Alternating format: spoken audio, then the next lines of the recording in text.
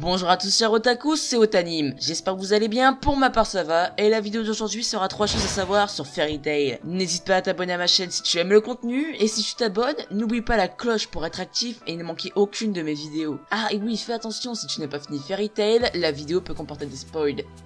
Numéro 1. La fin de Fairy Tail. Et oui, malheureusement, toutes les bonnes choses ont une fin, même pour Natsu, Lucy et compagnie. Car la fin de Fairy Tail approche à grands pas. Le chapitre 543 qui a été publié cette semaine, avec la contre-attaque de la guilde entière contre Acnologia, nous rapprochant un peu plus de ses ultimes pages. En fait, il ne reste que 3 chapitres avant que les aventures de nos mages préférés ne prennent fin. Et si c'est avec un certain regret que nous allons dire au revoir aux chasseurs de dragons, à la constellationniste et à tous leurs compagnons, Hiromashima aussi va devoir se séparer de ceux qui l'accompagnent depuis plus de 10 ans. L'auteur vient en effet de confirmer qu'il venait de mettre un point final à Fairy Tail et à son tout dernier chapitre. Hiromashima a choisi d'annoncer la fin de son travail sur Twitter et en profiter pour célébrer le travail de ses assistants. Il écrit ainsi: aujourd'hui, le travail de toute l'équipe s'est achevé. Mais j'ai reçu un cadeau magnifique pour célébrer la fin de la série. Ça me fait vraiment plaisir, cette équipe est la meilleure. Merci pour votre travail.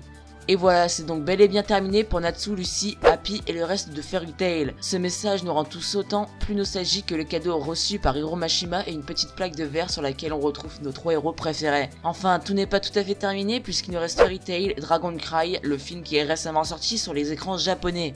Numéro 2, Fairy Girl.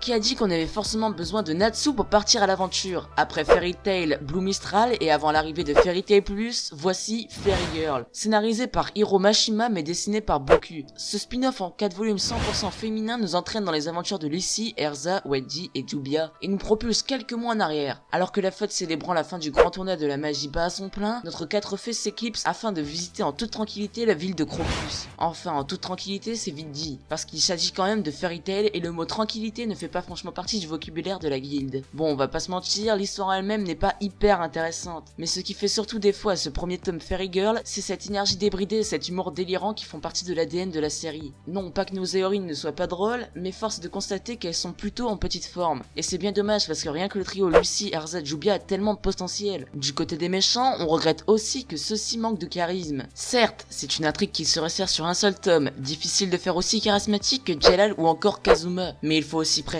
que Fairy Girl, en tant que spin-off, n'a a priori pas pour vocation d'être aussi épique, intense en prenant que le manga original. Comme toute bonne histoire dérivée, celle de Lucy et ses compagnes a d'abord et avant tout pour objectif de nous faire passer un beau moment avec nos personnages préférés. Numéro 3, Fairy Tail Dragon Cry.